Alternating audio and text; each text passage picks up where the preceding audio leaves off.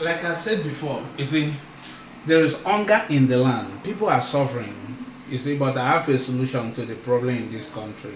When I say I have a solution, I have it. But the solution can only be implemented on the concept that Afrocentric is in government. And I'm going to tell you the solution now. But before I go into the solution, I want to do a little review of some of the ideas that government have put in place, talk about, or have tried to implement. I want to talk about that first. Now, let's go back to Niger State. The Niger State government has banned the bulk purchase of food from their state. They have ordered that any truck that come to their state to buy bulk food should be impounded. That is a bad idea. A very bad idea. Now, these people have been buying this bulk food from the state, and the farmers in the state have been producing because they have this demand, and suddenly you stop this demand. What do you think will happen? One, they will not be able to sell their product. Two, subsequent season they will not produce enough again because the market is not there and the product will perish. I will encourage them, instead of that, let them buy, encourage the farmer to produce more. After all, when their currency is devaluated, that is the time that exportation is more valuable. That's the wrong idea. Now let's go to Akwa Ibom State. The Akwa Ibom State government have sent a bill to the State House of Assembly to form a bulk purchase board. What did they intend to do? Buy bulk food, subsidize it, and then sell it to the citizen. That's a bad idea. Bad idea. Why? How do you guarantee that this bulk purchase will not get out of the state? How do you guarantee that? That people will not come into the state, buy this subsidized food, take it to other states, and even take it outside the country. How do you guarantee that? You don't subsidize food. You see, the problem is not about food. The problem is about general inflation. Just like what the federal government do, they say they want to stop exportation of cooking gas so that the price of cooking gas will reduce. I don't know whether this will study economics. Stop the exportation of cooking gas. The problem is general inflation. It's not about one product. It's not about food. It's not about cooking gas. It's general inflation. Now, before the federal government talk about breaking into warehouses to liberate food that people are hoarding, that would have been a very bad idea. I don't think they implement that, because if you break into these warehouse businesses run by individuals, I believe that they are not COVID-19 food. There are people who have found a way to preserve food during the harvest season. They will buy this food, preserve it, so that they will sell it during the off-harvest season. So if you break this warehouse, remove the food, put them out of business, who will preserve this food during harvest season? That means during harvest season, people will just buy, consume, and during off-harvest season, there will be no food for people again, and the price of food will still go up. So that would have been a very bad idea again. And now, recently, the federal government have stopped Binance.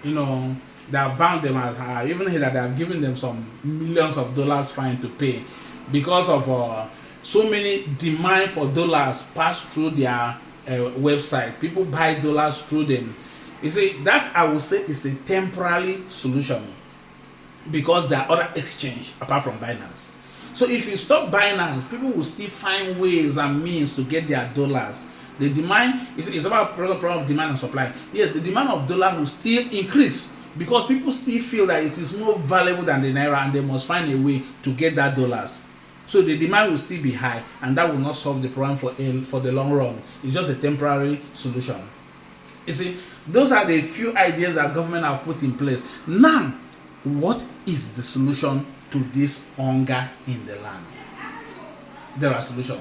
Now let me explain it. To solve these problems, you don't have to be very robust. When I say very robust, it has to be a general, a kind of, strategic solution. Now, the first step that the government must take is the dissolution of power. The country must be dissolved along that geopolitical line.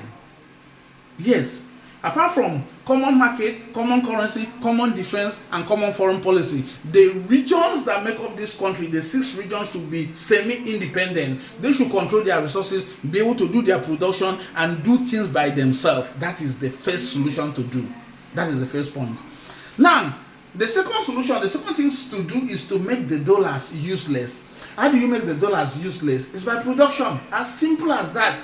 Make this dollar, the demand for dollars, to be useless. In short, the supply will be excess if you produce, and the demand will not be, nobody will ask for dollars again, because the supply will be useless, because you will produce and export and you get dollars from your exportation. So the supply will be, the demand will be useless because you have excess supply. So make the dollar useless. How do you do that? By production. How do you achieve production? Very simple. As a government, you call a meeting of state council. State council should be the governors and the president. Let them assemble. Now call every individual, every citizen that is importing products into this country, and tell them, you are importing this product into this country.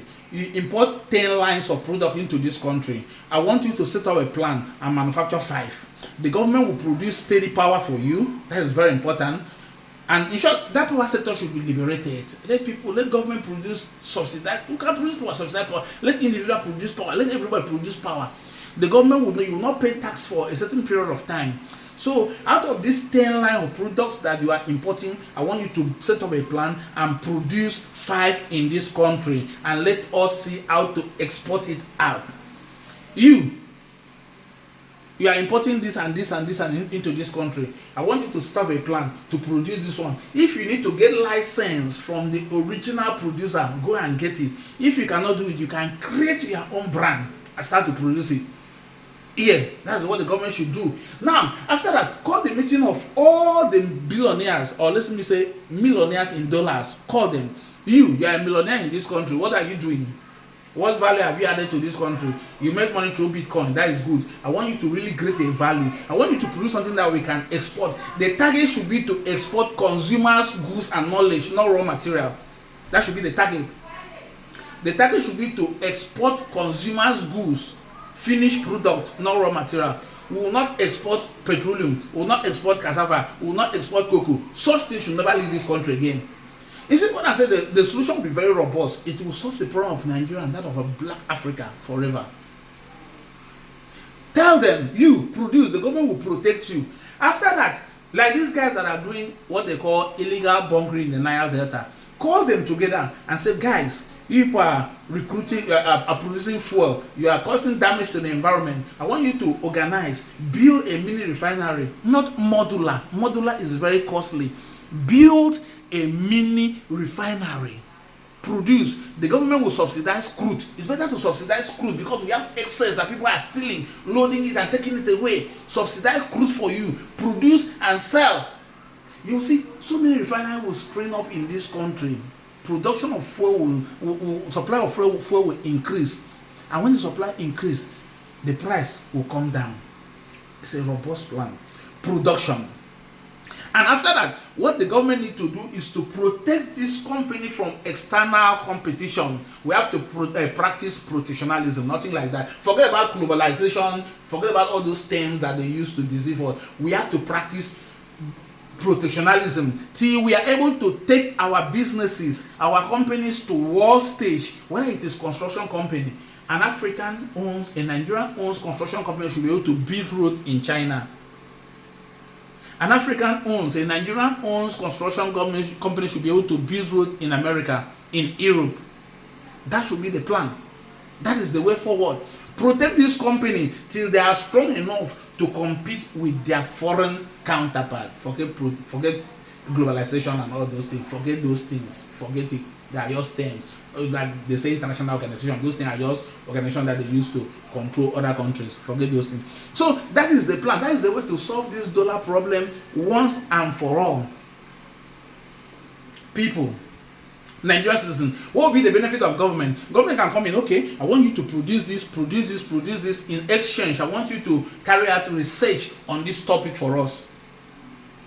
I want you to produce this. The government will protect you. You will not pay a tax for a certain period of years. There will be steady power. I want you to produce this. In exchange, the government will have 5% of the company. I want you to do this. We'll guide you. Like our bank now, they are in the world stage. They can compete globally. They can compete, and that's why some other countries are starting to be afraid of our banks. So other companies, other industries should go in that area. Push Nigerians to produce, and the dollar will become useless.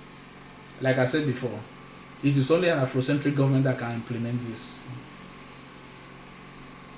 and we will do that. Thank you very much. My name is Subham Afro.